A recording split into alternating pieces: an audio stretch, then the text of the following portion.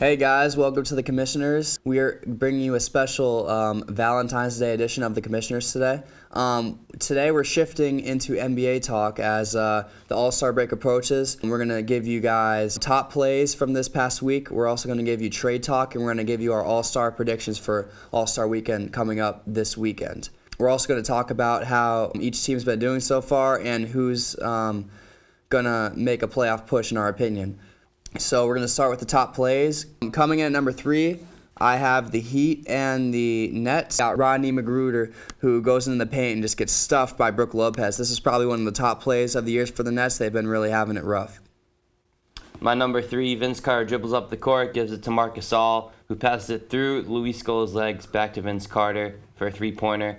Awesome to see two veterans play like this, having a little fun. Gasol just completely fools Scola. I'm not even sure Luis Scola knew what was going on. I don't even know if he knew the ball went through his legs, but that was an awesome play.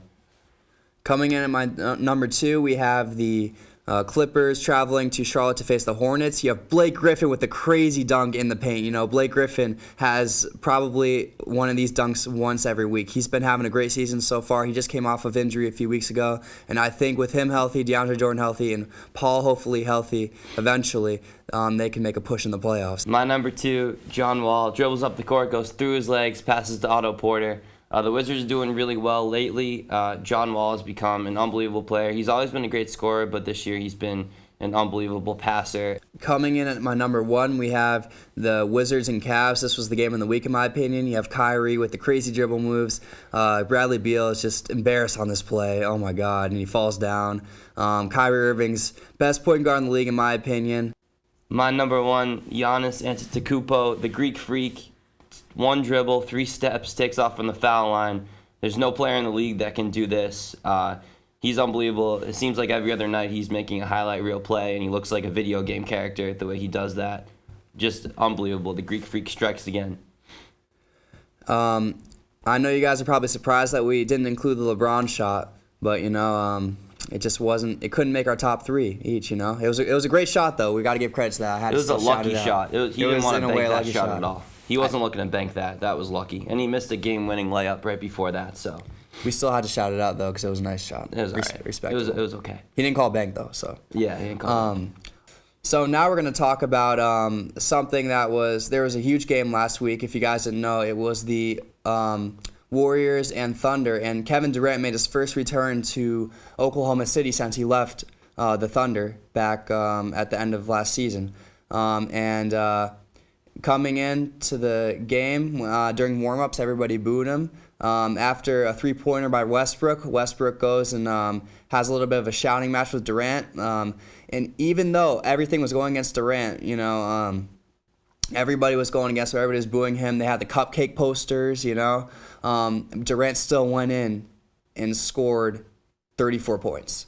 So I think I'm very impressed with Durant and how he handled this whole situation. I think he couldn't have really done it any other way besides that. I think that he did the best that he could, and he led his team to a win, and that's the most important. And the Thunder, on the other hand, I think they were kind of immature to handle it that way. I know he left his team, but, I think that there should have been a little more respect on that side for him playing for that organization for that long before going to Golden State. Yeah, I actually have a question for you. Whose side are you on here? Because I really don't know. Because I didn't agree with Durant's decision to leave. I think he should have stayed. I think he was in a great position.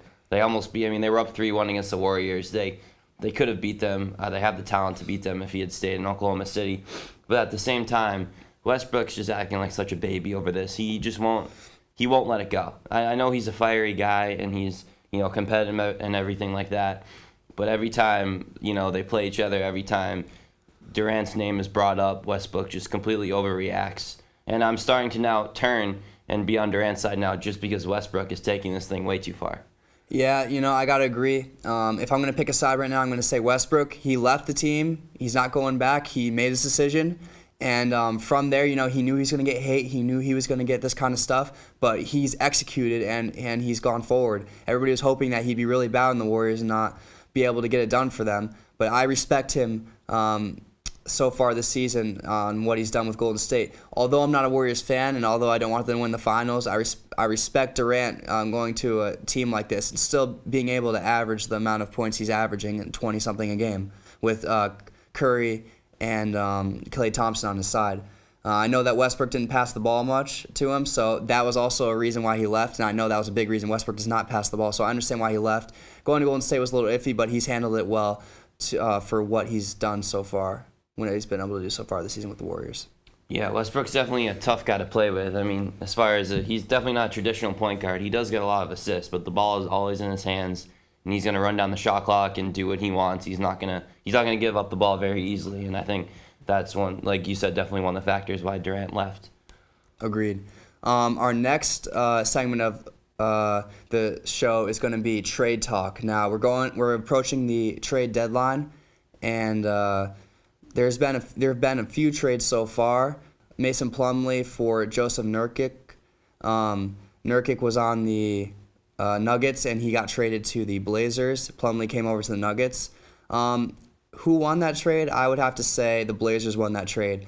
I don't really like Mason Plumlee too much. I think he's basically reached his maximum potential. Nurkic, he's a young guy. He's only 22 years old. Mason Plumlee's 26. I think that Nurkic could be kind of the next Porzingis if he keeps working hard. I think eventually down the line he's going to be a big-time player. Maybe he'll even fill in LaMarcus Aldridge's shoes in Portland. I know it's a tall order, but I know Plumlee wouldn't have been able to do it with the Blazers. So I like that move by the Blazers. The Nuggets, on the other hand, I think that that wasn't a very good trade. Yeah, if you trade for a Plumlee, you've probably lost. That's basically what I think about this trade. I mean, he's a good player, but at the same time, you're talking about a Plumlee brother. He's never going to give you that much production. I don't really know much about who is it, Nurkic. Nurkic. But from what you say, he's probably a developing big man. So and like you said, I think Plumlee's kind of reached his peak. I don't think you're going to get any more from him than you've already got. So I'm going to say the Blazers won this trade. And another part of trade talk that we're going to talk about is, should the Knicks trade Melo or no? Now, in my opinion, I think that they've been trying to build the team around Melo for so long, and it hasn't been working out. They haven't made the playoffs in how many years? Multiple years. They haven't made the playoffs since Anthony's been on the team. I think they need to build a team around Porzingis instead, get Anthony out. But the offers they've been getting for Anthony haven't been good. One of their offers was from the Clippers. It was for J.J. Redick and Jamal Crawford, I believe, or it was J.J. Redick and some draft picks. But you can't trade Melo for that kind of talent. You're gonna need something a little better. Nobody has been really offering that much for him. So when the time's right, I think they need to trade him. I think they need to be a little more proactive on trading Melo, because as long as he's there, I don't think they're going to make the playoffs, in my opinion. They're not doing well this year either with him, so, yeah. Yeah, the Knicks are never going to be good with Melo. He's a great player, but I don't think he really cares about, the team winning. I think he wants to get, his 25 points and 7 rebounds and then call it a night, regardless of if they win or not. And like you said, I think they should rebuild around Porzingis. I don't know why they got Rose. He's washed up. They're basically just forming a team with all kind of like okay veterans and Porzingis. So I think if you try to blow it up and surround Porzingis with younger players and try to rebuild a little bit, that would be the right move for them. And I don't think they won't get anything good from Melo, because Melo is past his peak. He's past his prime. In a few years, he's not going to be a very good player just because he's getting older. So I think even if they do try to trade Melo, other teams know they're not going to give that much up for Melo, because he's in that late stages of his career. So our next segment of the show, we're going to talk about All-Star Weekend. We're going to talk about our All-Star picks for each game and each competition that there is. The first game that we have is the celebrity game. And for that, I've got to pick Michael Smith's West team. On this team, you have Lil Romeo, Baron Davis, and Candace Parker. That's a 1-2-3 punch combo. It's too much. Lil Romeo's had good celebrity games in the past. Baron Davis was great, like about 10 years ago, but in a celebrity game, obviously, that's good enough. And Candace Parker's a great shooter in the WNBA, so I think they have the edge over the East. I'm going to disagree. I'm going to take Jamil Hill's East team. because of this sole reason, Jason Williams. If you've ever seen Jason Williams play, he still plays in men's leagues. I don't know where he plays, but he goes hard. I don't know if you've ever seen any videos. He's like 40, 45 years old, and he goes off. He'll score like 30 points and get like 15 assists in these games. So I think this is going to be a time for him to really prove, that he can still play. And with these games, it's basically like who tries harder, and I think Jason Williams is going to really, really put on a show. So that's why I think the East team's going to win. Little Romeo's gonna DM him up. I don't think he's gonna allow him to get over 20 points. They know that Jason Williams is the best player in that roster, but we'll see, guys. Yeah. The next thing that we have is the Rising Stars Challenge, which is the U.S. versus World. The assistant coaches in the league vote on who should be on the U.S. team and who should be on the World team. And if you're from the World, you're from a different country and you came over. And if you're from the U.S., obviously you're from the U.S. In this, I have to pick the U.S. Solely because they have Miles Turner, D'Angelo Russell, and Karl Anthony Towns. They have the most full roster. They have a more full roster than the World team, and I think that these three will be able to lead their teams to victory. Especially, I think the real threat out of those three I mentioned was Karl Anthony Towns. I don't think anybody can really stop him. I'm going to disagree. I'm going to take the World, even though I am rooting for the U.S. because I'm a patriotic man. I'm going to take the World. I think Embiid's going to have a big game.